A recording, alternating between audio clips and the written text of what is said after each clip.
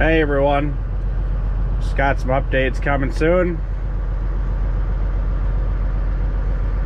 For one, I got a new steering wheel put on. I'll post another video of that tomorrow, and then Monday I've got something pretty cool getting put on my truck, some vinyl.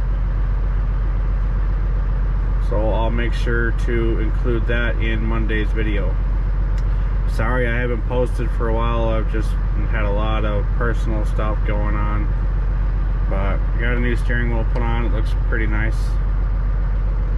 Got all my red lights. So also I'm gonna do kind of a patriotic theme here. Those are gonna be red. I'm gonna keep these white, and these ones are gonna be blue. I think that'll look pretty cool. Will go along with my visor, which is a red, white, and blue.